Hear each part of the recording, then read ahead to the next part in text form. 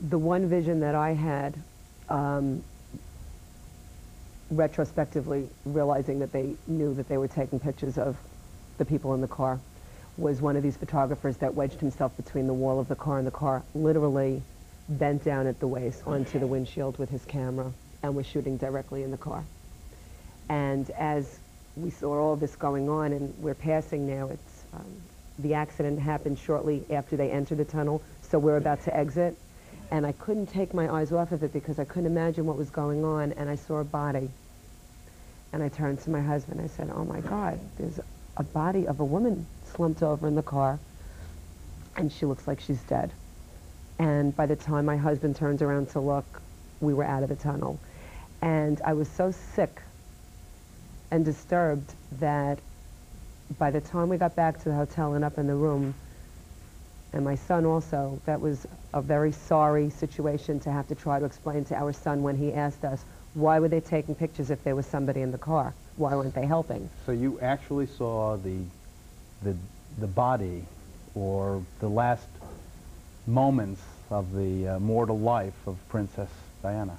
Apparently, the way I described it when we gave the deposition, the positioning and how she was, that was apparently her.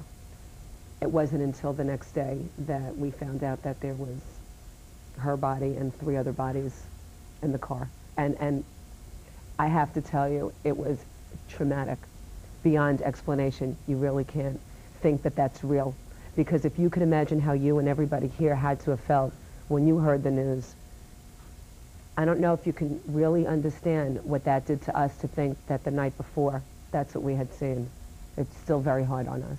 And it was a horrific enough scene when we did get back to the hotel late Saturday night, early Sunday morning, getting ready for bed at about 1:15 in the morning. Robin turned to me and she said, Jack, I'm having trouble sleeping. I said, what's wrong? She says, I can't get the image of that car wreck out of my mind, and of the woman, the poor woman laying there, and nobody helping. And of course, at that time, we didn't know who it was. We figured it was just a civilian. The next morning when, after breakfast, we had slept in late because we had such a hard time sleeping, and I didn't want to disturb my son. I just wanted him to get up naturally.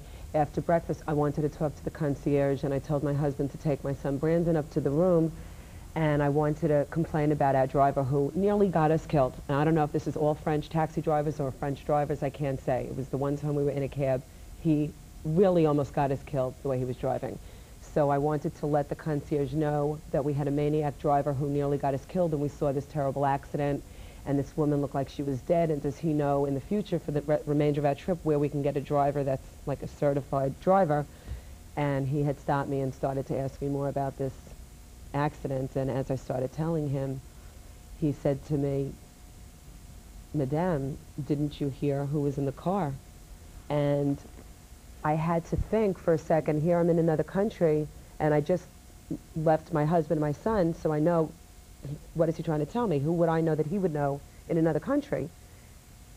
And all that flashes in that fast second when I responded to him, no, I don't know who was in the car. And he said, oh, I'm sorry, Madame, it was Lady D. And I didn't even want to imagine that, you know, we don't refer to her as Lady D in this country, and I just didn't want to think that he could be referring to her. And I said, who?